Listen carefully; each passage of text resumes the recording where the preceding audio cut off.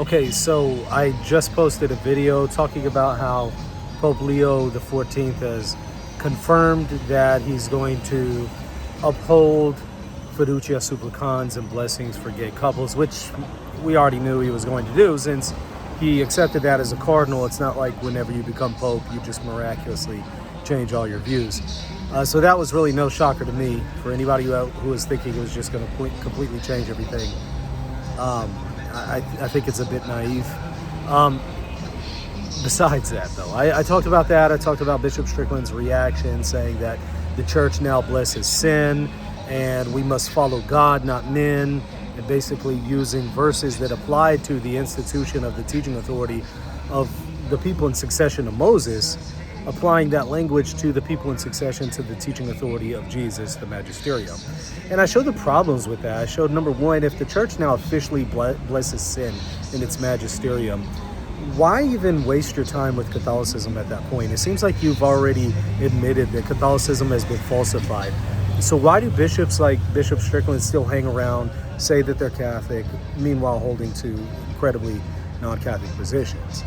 And so I brought that up, and I brought out some other difficulties, and I see in the comment section people are maybe, struggling with what I'm saying and not really understanding it properly, and I wanted to maybe offer some follow-up thoughts to that. But by the way, I don't know if you can see where I'm at, but right to the right of me is the little Hagia Sophia. Way in the back is going to be the real Hagia Sophia, probably about 10 minutes away. Little Hagia Sophia about 4 minutes away. Blue Mosque is also behind me. We're just sitting down here eating some food. And anyways, I just wanted to make sure that people understand what is being said here. People think that somehow that no criticism can be made. I'm not saying that. I've been critical of what Fiducia Supplicans has said from day one. But I think that a lot of people have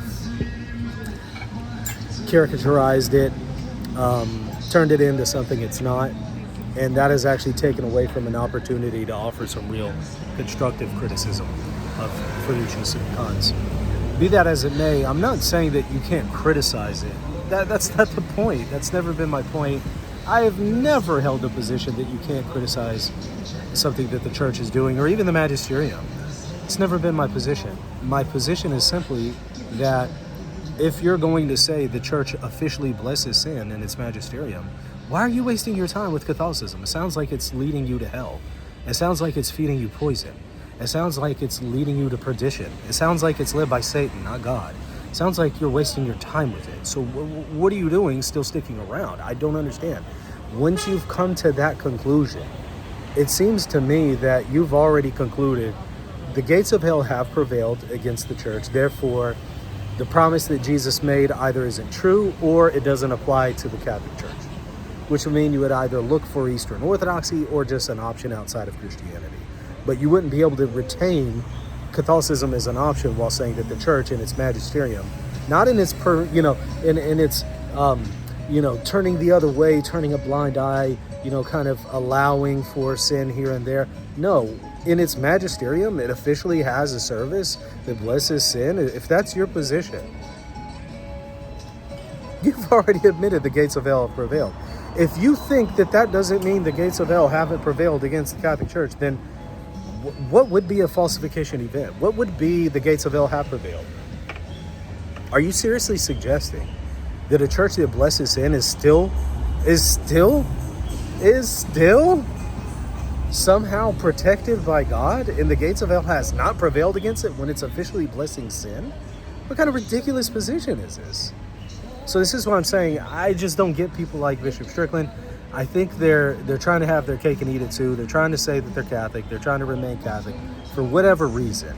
But then they adopt positions that really is inherently incompatible with Catholicism. It really, if true, it's a falsification event, and it disproves Catholicism at that point.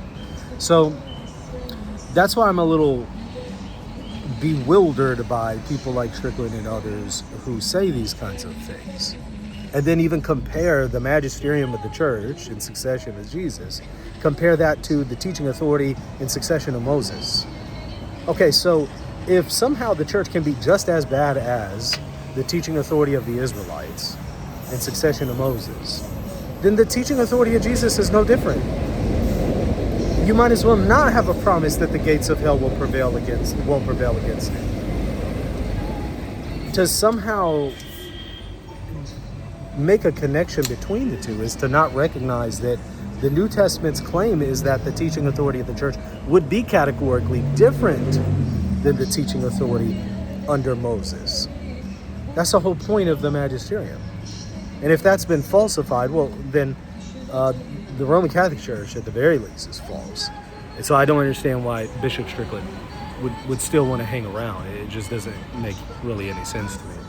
But again, just to further clarify, not saying that nobody, can't level criticisms against Fiducia Supercon. It seems like some people were concluding that from what I was saying. No, that's not what I'm saying. But what I'm saying is, if you're really buying into what Bishop Strickland's saying, my whole point to you is, why are you wasting your time with the Catholic Church? What are you doing? That's like me saying, you know what?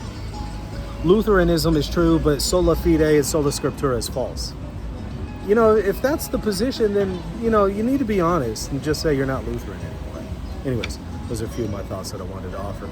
Everybody hit that like button, hit the subscribe button if you enjoyed it, and I'll be sure to offer some more content as I'm here on the road. We'll see you later.